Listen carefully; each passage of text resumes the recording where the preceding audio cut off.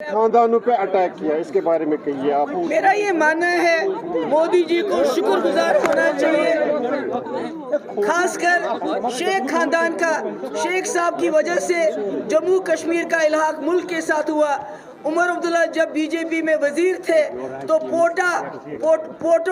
بننے سے پہلے یہاں لاگو کیا گیا، شاتو اس میں بین ہوگی، اور خاص کر بی جے پی عمر صاحب کو پوری دنیا میں گھماتی رہی یہ کہنے کے لیے جموں کشمیر کوئی مسئلہ نہیں ہے، یہ دہشت گردی کا مسئلہ ہے، پاکستان کے اوپر حملہ کر کے یہ حل ہونا چاہیے۔ مجھے لگتا ہے بی جے پی کو شکر گزار ہونا چاہیے شیخ خاندان کا کہ شیخ صاحب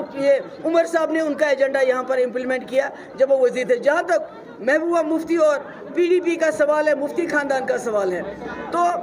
مودی جی کو یاد ہوگا پہلے 2 مہینے پھر 3 مہینے وہ ہمارے دروازے پہ رہے، ان کے لوگ کہ خدا کے لیے ہمارے ساتھ سرکار بناؤ اور آپ جو شرط رکھو گے ہم آپ کے ساتھ سرکار بنانے کے لیے تیار ہیں، اور ہم نے شرطیں رکھی 370 کے ساتھ چھیڑ چھاڑ نہیں کرنا، اور راستے کھولنا، ایسپا ختم کرنا، پاکستان سے بات کرنا، حریت کے ساتھ بات کرنا، جس کے لیے انہوں نے وہاں سے بہت بڑا ڈیلیگیشن بھیجا، تو وہ تو انہوں نے خود ہمارے دروازے پہ آئے، چاہے شیخ صاحب کے عبداللہ خاندان کے دروازے پہ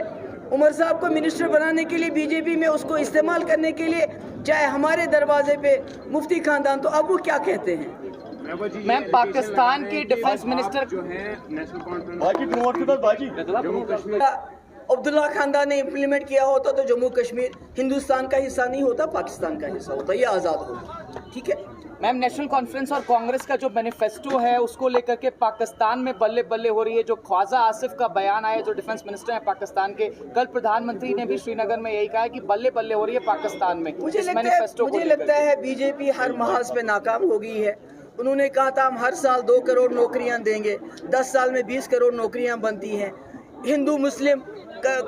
کرنے کے بعد، لوگوں مسلمانوں کو لنچ کرنے کے بعد، مسجدیں توڑنے کے بعد اب ان کو پاکستان یاد آ رہا ہے، تو یہ تو صرف ان کا اپنا فیلئر چھپانے کے لیے الٹی سیدھی باتیں کرتے رہتے ہیں۔